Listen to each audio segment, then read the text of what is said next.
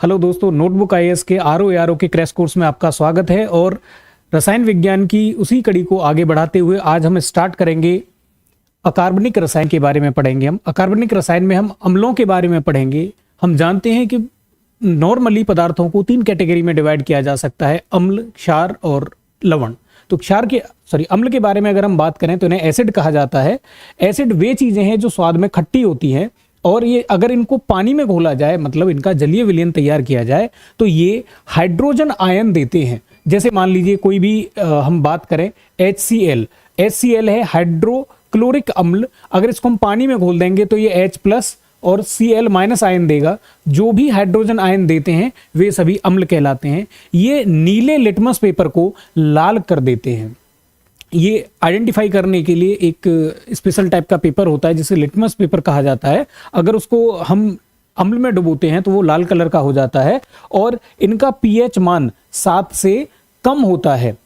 वैद्युत के ये सुचालक होते हैं। वैद्युत के सुचालक इसलिए होंगे, हम ऑलरेडी फिजिक्स में पढ़ चुके हैं। कोई भी चीज वैद्युत की सुचालक होती है, अगर उसमें आयन हो या फ्री इलेक्ट्रॉन हो तो वो वैद्युत की सुचालक होती है। अब क्योंकि आयन के रूप में इसमें H+ उपलब्ध है, इसलिए इसको हम वैद्युत के सुचालक कहते हैं। ये धातु से क्रिया करके हाइड्रोजन गैस देते हैं। अगर हम इनकी क्रियाशीलता की बात करें तो HCl सबसे ज्यादा क्रियाशील है, फिर हमारा HNO3 है, उसके बाद H2SO4 सल्फ्यूरिक अम्ल है और उसके बाद CH3COOH। इस तरीके से कभी कभी इनकी एक्टिवनेस को पूछ लिया जाता है कि कौन ज्यादा एक्टिव है, कौन कम एक्टिव है। इसके बाद हम आगे बात करेंगे क्षारों के बारे में। तो क्षार को बेस कहा जाता है।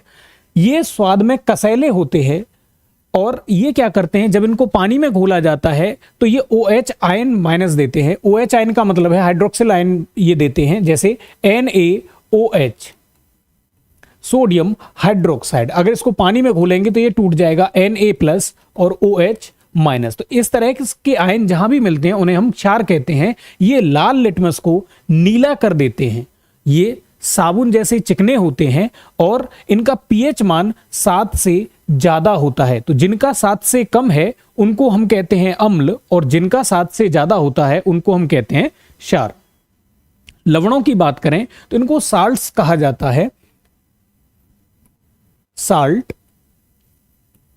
ये उदासीनीकरण से बनते हैं। उदासीनीकरण का मतलब होता है ऐसी एक प्रक्रिया जिसमें एक अम्ल को एक क्षार के साथ मिला दिया जाए तो अम्ल क्षार मिलकर के लवण बनाते हैं और लवण के साथ यहां पे हमें जल मिलता है। जैसे हम उदाहरण के लिए ले सकते हैं कि हमने HCl लिया, क्षार के रूप में हमने NaOH ले लिया। अब इन दोनों को मिलाएंगे तो ये और ये मिलके तो NaCl बन जाएगा, साधारण नमक या खाने का नमक, और ये बन जाएगा हमारा H2O। एक हाइड्रोजन ये रहा, एक ये रहा, तो 2 हाइड्रोजन हो जाएंगे, एक ऑक्सीजन हो जाएगी, तो बाकी का मिल जाएगा जल। इस प्रक्रिया को हम उदासीनीकरण की प्रक्रिया कहते हैं। अब कुछ लवणों की अगर हम बात करें तो ये जैसे हमने सोडियम क्लोराइड लिया, ये साधारण नमक होता है। साधारण नमक का काम बॉडी में क्या होता है, जो हमारे न्यूरॉन्स होते हैं उनकी एक्टिविटी को ये लगातार रेगुलेट करता रहता है। सोडियम कार्बोनेट की अगर हम बात करें, ये साधारण नमक हो गया आपका NaCl। सोडियम कार्बोनेट की बात करें तो Na2CO3। देखिए सोडियम पहला जो एलिमेंट लिखा होता है उसका नाम ऐसे जैसा है वैसे के वैसा ही लिखते हैं, और जो बाकी होता है पीछे, जैसे ये क्लोरीन है, फ्लोरीन है, तो इनमें आइड शब्द लगा लेते हैं तो ये हो जाएगा सोडियम क्लोराइड। अगर पीछे कहीं भी CO3 आता है तो इसको हम कहते हैं कार्बोनेट, तो इसका नाम हो जाएगा सोडियम कार्बोनेट। और अगर मान लीजिए इसके सामने, जैसे यहां पे हम बात करेंगे तो यहां पे हाइड्रोजन अगर आ गया तो ये वाला जो ग्रुप है HCO3, इसको हम कहते हैं हाइड्रोजन कार्बोनेट या बाइकार्बोनेट। तो इसको बाइकार्बोनेट भी कहा जाता है।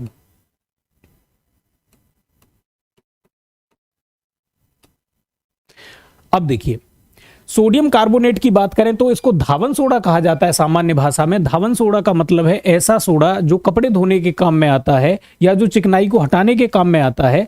और बाइकार्बोनेट, सोडियम बाइकार्बोनेट की बात करें तो इसको बेकिंग सोडा कहा जाता है। ये खाने पीने की चीजों को फुलाने के लिए, उनको करकरा बनाने के लिए इसका प्रयोग किया जाता है। कॉपर सल्फेट की बात करें, जहां भी सल्फेट सरनेम आता है तो कॉपर हो गया, और सल्फेट का मतलब होता है SO4। ये वाला जो ग्रुप अगर लग गया तो ये हो गया कॉपर और ये हो गया आपका सल्फेट। तो कॉपर सल्फेट को नीला तोता कहा जाता है और इसका जो मेन काम है, ये चीजों को, जो छोटे छोटे जीव जंतु होते हैं उनको ये खत्म करने का काम करता है, उनके लिए ये जहर का काम करता है। इसलिए इसको जर्मीसाइड की तरह प्रयोग किया जाता है। छोटे छोटे कीट पतंगों को खत्म करने के लिए नीले तोते का प्रयोग किया जाता है। आगे हम देखेंगे पीएच पैमाना, क्योंकि अभी हमने बार बार जिक्र किया पीएच 7 से कम, पीएच 7 से ज्यादा। तो सोरेनसन नाम के एक साइंटिस्ट हैं जिन्होंने इसकी खोज करी है, और ये क्या करता है, पीएच पैमाना पावर ऑफ हाइड्रोजन का शॉर्ट फॉर्म है। और अगर इसको हम लॉग के फॉर्म में देखें तो ये लॉग H आयनों का ये क्या होता है, लॉग होता है नेगेटिव में। PH equal minus log H plus ion. अब ये किसी भी पदार्थ की अम्लीयता या क्षारीयता को बताता है कि कोई चीज अम्ल है या क्षार है, इस चीज को ये बताएगा पीएच पैमाना। अगर मान लीजिए ये होता है इस तरीके से, अगर इसको हम डिवाइड करें तो बीच में होता है 7, इधर चलता है ये घट के 0 और मैक्सिमम तक जाता है ये 14 तक। तो अगर 7 से कम है तो इसको हम कहेंगे कि ये पदार्थ कैसा है, अम्ल है। अगर 7 से ज्यादा है तो इसको हम कहेंगे कि ये पदार्थ क्या है, क्षार है। और अगर मान लीजिए 7 है तो इसका मतलब ये पदार्थ कैसा है, उदासीन है। उदासीन या न्यूट्रल पदार्थ ऐसे पदार्थों को कहा जाता है जो न तो क्षारीय होते हैं और ना ही अम्लीय होते हैं। पीएच पैमाने की अगर हम बात करें तो इसके यूज क्या है, भाई इसका इस्तेमाल क्या हो सकता है, हमको आखिर इसको पढ़ने की जरूरत क्या पड़ी है। तो जैसे मान लीजिए खाना हम खाते हैं तो खाना खाने की वजह से कुछ खाना दांतों में फंस जाता है। दांतों में जो खाना फंस जाता है वो लार की एक्टिविटी की वजह से सड़ने लगता है और सड़ने की वजह से अम्ल बनता है। अम्ल दांतों के ऊपर जो व्हाइट कलर का रहता है, एनिमल उसको कहा जाता है। एनिमल की परत को अम्ल क्या कर देता है, खत्म कर देता है। और जब ये परत खत्म हो जाती है तो इसी को हम कहते हैं कि दांतों में क्या हो गई, सड़न हो गई। इस सड़न से बचने के लिए, क्योंकि अम्ल की वजह से ये दांत हमारे खराब होने लगे, डिके होने लगे, उससे बचने के लिए अब अभी हमने उदासीनीकरण की प्रक्रिया पढ़ी थी। तो अम्ल के प्रभाव को खत्म करने के लिए हमको क्या करना चाहिए, हमको क्षार वाली कोई चीज खानी चाहिए। इसलिए जितने भी टूथपेस्ट बनते हैं, दंत मंजन बनते हैं, उन सभी का नेचर क्षारीय होता है। तो यहां पे हम क्या करते हैं, यूज करते हैं पीएच वैल्यू का। या मान लीजिए कई बार खेतों में आपने देखा होगा, खेतों में ऊपर एक व्हाइट कलर की परत जम जाती है, तो किसी खेत में कौन सी फसल करना सही है, उसमें किस तरह के खाद देना सही है, या उसका ट्रीटमेंट किस तरीके से किया जाएगा, वहां भी पीएच पैमाने का प्रयोग किया जाता है। आपने देखा होगा गवर्नमेंट ऑफ इंडिया ने सॉयल हेल्थ कार्ड नाम से एक स्कीम चला रखी है, जिसमें पीएच वैल्यू, वाटर का जो किस तरह का वाटर का कंटेंट है, उसमें हार्डनेस कैसी है पानी है, उन सभी चीजों की वो वहां पे एक लिस्ट बना के देते हैं और उसी के हिसाब से सजेशन भी लिखा रहता है कि आप मिट्टी में कौन कौन सी फसल कर सकते हैं। तो वहां पे इसका इस्तेमाल किया जाता है। एक इस्तेमाल इसका यह भी होता है कि जैसे मान लीजिए कोई आदमी है, उसके पेट में कई बार क्या हो जाती है, अम्लता हो जाती है, खट्टी डकारें आती हैं, तो वहां पे मिल्क ऑफ मैग्नीशिया क्या है, ये MgOH का होल ट्वाइस, इसको मिल्क ऑफ मैग्नीशिया कहा जाता है। ये क्या है, एक क्षार है। तो अगर पेट में अम्लीयता बढ़ गई है तो उसको बैलेंस करने के लिए, उदासीनीकरण करने के लिए हम क्या करते हैं, एक क्षारीय पदार्थ पीते हैं जिसको मिल्क ऑफ मैग्नीशिया कहते हैं। तो वहां भी पीएच वैल्यू का ही प्रयोग किया जाता है। आगे हम देखते हैं धातुओं के बारे में। धातुओं को मेटल्स कहा जाता है।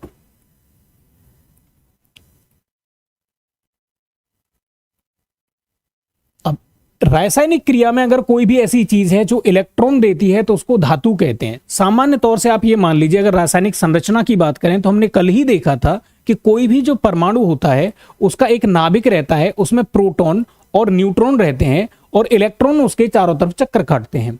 इनकी अलग अलग कक्षाएं होती हैं इलेक्ट्रॉनों की। पहली कक्षा में 2 इलेक्ट्रॉन रह सकते हैं, उसके बाद वाली में मैक्सिमम 8 रह सकते हैं। इस तरीके से नील्स बोर का भी हमने कल जिक्र किया था। तो 2n², उनका कहना यह था कि किसी भी कक्षा में मैक्सिमम 2n² रह सकते हैं। तो पहली है तो पहली में कितने हो जाएंगे, 2 × 1 का स्क्वायर मतलब 2 रह सकते हैं मैक्सिमम।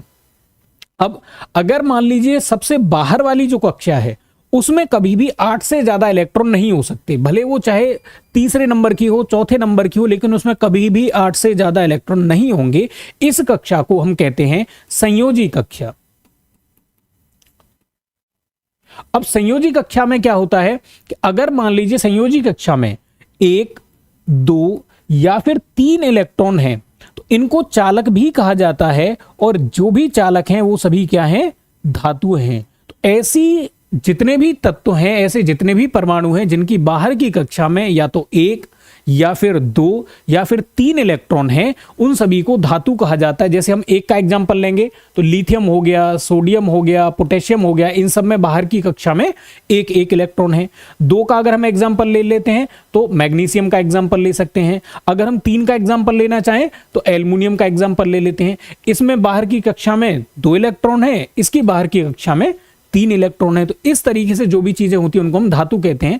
धातुओं के गुण की बात करें तो सबसे पहले हम अवस्था की बात करेंगे, उनकी स्टेट क्या है। नॉर्मली हमने बेसिक 3 अवस्थाएं पढ़ी हुई हैं, ठोस, द्रव और गैस, जो सामान्य रूप से हमको अपने जो भौतिक जीवन है, सामान्य जीवन है, उसमें देखने को मिल जाती हैं। तो अवस्था की बात करें तो सामान्यतः सभी धातुएं क्या होती हैं, कठोर होती हैं।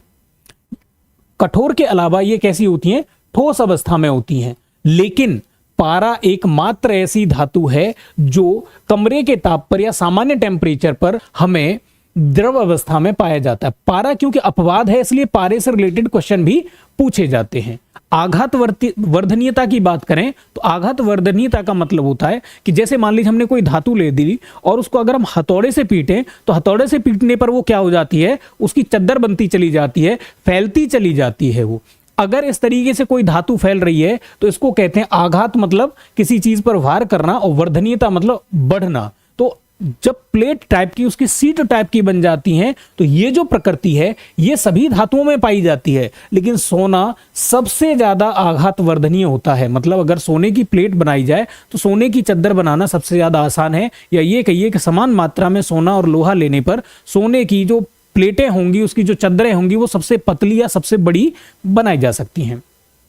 अगले गुण की बात करें तो कठोरता, हार्डनेस की बात करेंगे हम। हार्डनेस, सभी धातुएं क्या होती हैं, हार्ड होती हैं, लेकिन इसका अपवाद क्या है, सोडियम इसका अपवाद है। सोडियम इतना मुलायम होता है कि इसको जैसे आप मक्खन को काट सकते हैं चाकू की सहायता से, वैसे ही सोडियम को भी बड़े आराम से चाकू से काटा जा सकता है, या इसको हाथ से भी अगर आप मसलना चाहें तो उसको मसला जा सकता है, इतना मुलायम होता है।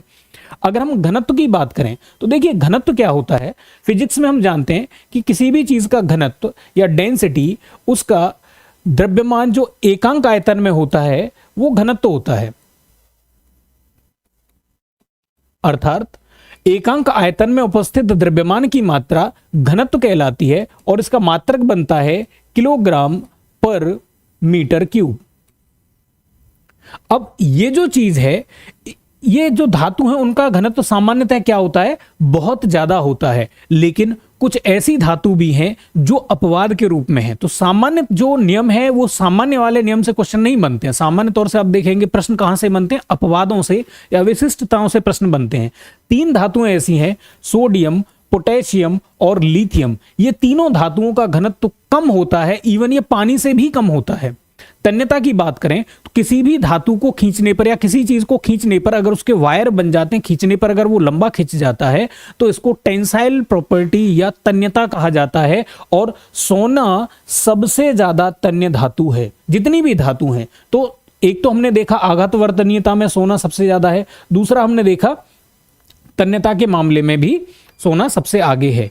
चालकता की बात करें तो क्योंकि सभी धातुओं में या तो 1 या फिर 2 या 3 इलेक्ट्रॉन होते हैं बाहर वाली कक्षाओं में, और इन इलेक्ट्रॉनों को मुक्त इलेक्ट्रॉन भी कह दिया जाता है, क्योंकि अपना ऑक्टल या बाहर की कक्षा में 8 इलेक्ट्रॉन कंप्लीट करने के लिए कोई भी परमाणु क्या कर देता है, इन इलेक्ट्रॉन का त्याग कर देता है, और त्याग करेगा वैसी कंडीशन में ये क्या हो जाएंगी, चालक हो जाएंगी। तो सभी धातुएं चालक होती हैं, लेकिन चांदी सबसे ज्यादा चालक धातु होती है, और लेड पीबी ये सबसे कम चालक होती है। मतलब इसमें बड़े आसानी से इलेक्ट्रॉनों का फ्लो हो जाएगा, लेकिन लेड में इलेक्ट्रॉनों का फ्लो बहुत कम होता है, या ये कहिए ना के बराबर होता है, बहुत मुश्किल से होता है, इसलिए उसका रेजिस्टेंस बहुत ज्यादा हो जाता है।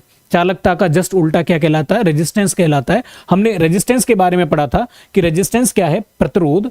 इसको हम ओम में नापते हैं, और अगर ओम का उल्टा कर देंगे, ओम हो गया, तो ओम का उल्टा होता है या प्रतिरोध का उल्टा होता है चालकता।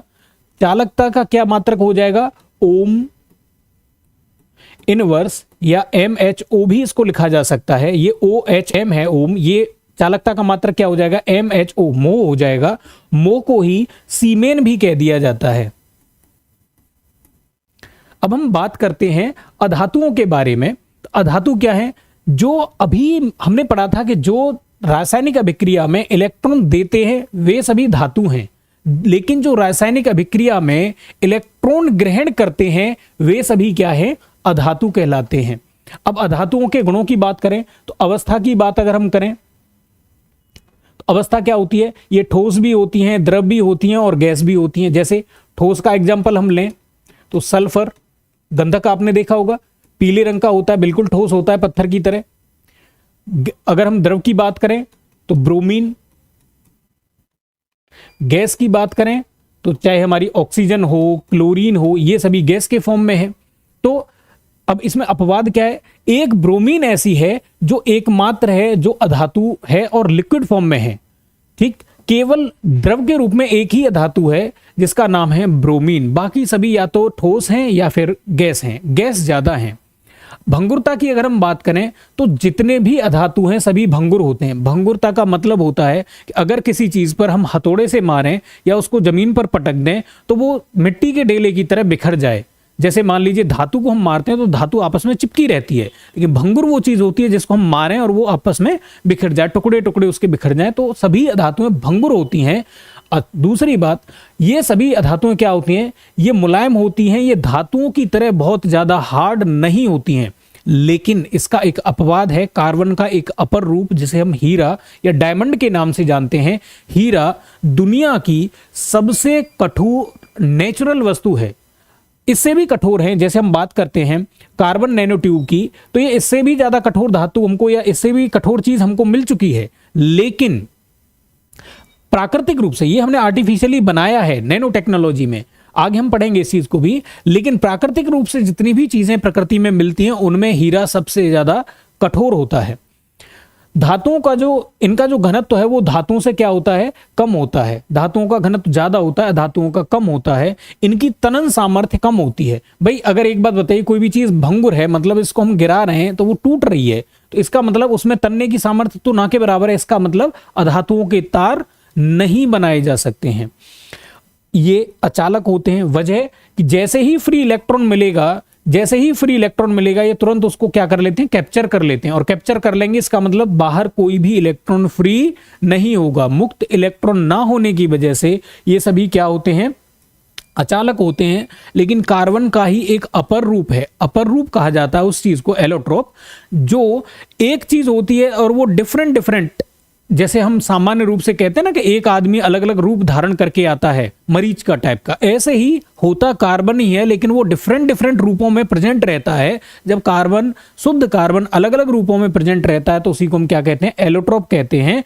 और इसका एक एलोट्रोप है जिसको हम ग्रेफाइट कहते हैं। तो एक एलोट्रोप है, अपर रूप है हीरा, जो कैसा है? सबसे कठोर है और पारदर्शी है। दूसरा अपर रूप है ग्रेफाइट, जो कैसा है? अपारदर्शी है लेकिन चालक होता है, और बहुत अच्छा चालक होता है। ये सामान्य तौर से क्या होता है? जितने भी अधातु होते हैं इनमें कोई चमक नहीं होती है।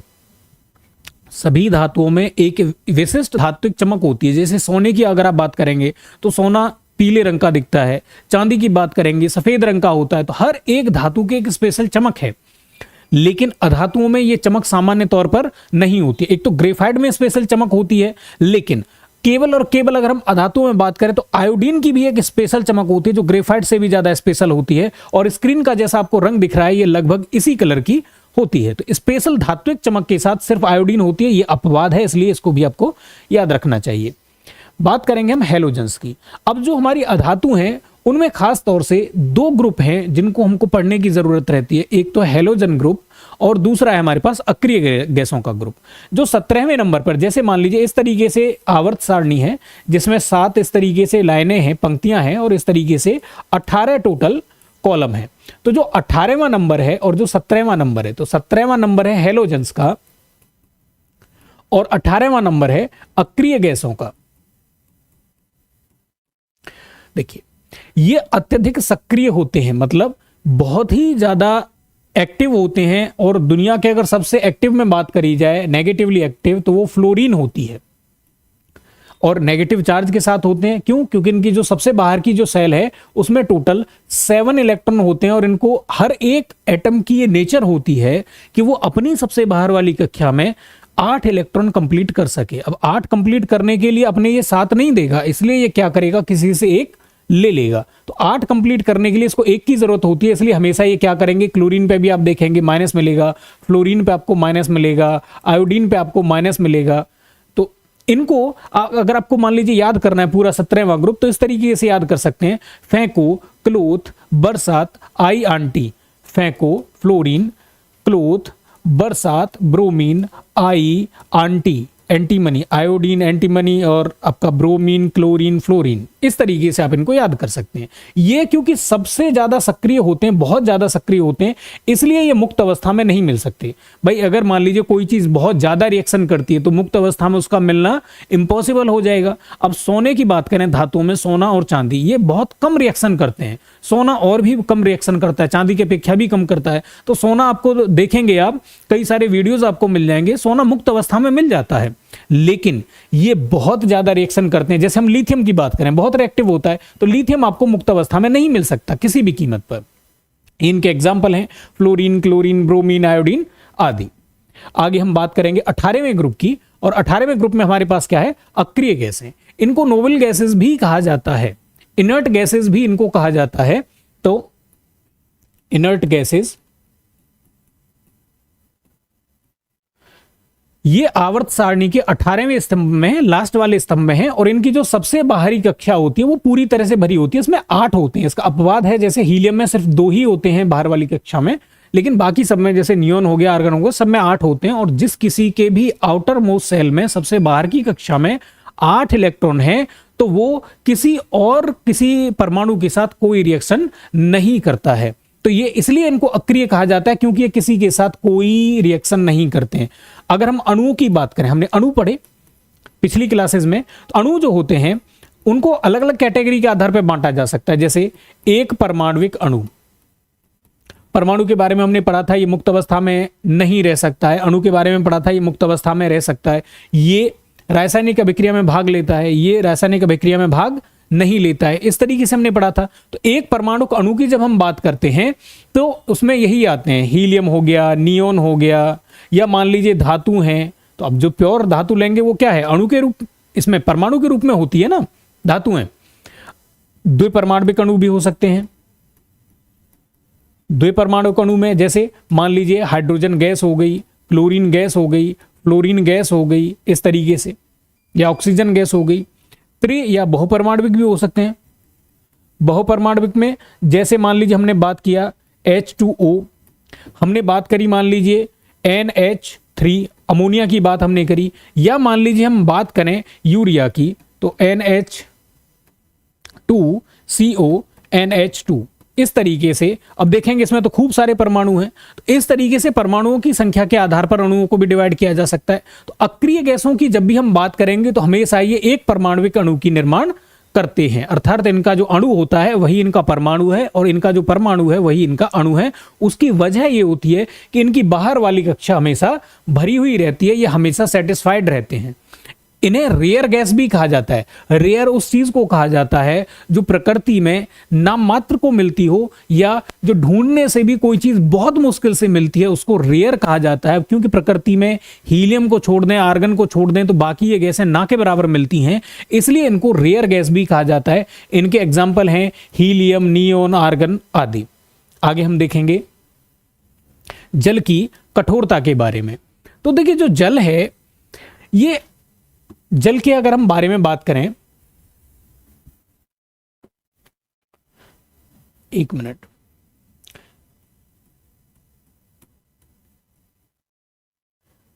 ये हो गया जल। अब जल एक तरफ होता है शुद्ध और एक तरफ होता है ये अशुद्ध। शुद्ध जल को हम दो कैटेगरी में डिवाइड कर सकते हैं। एक होता है आसुत जल।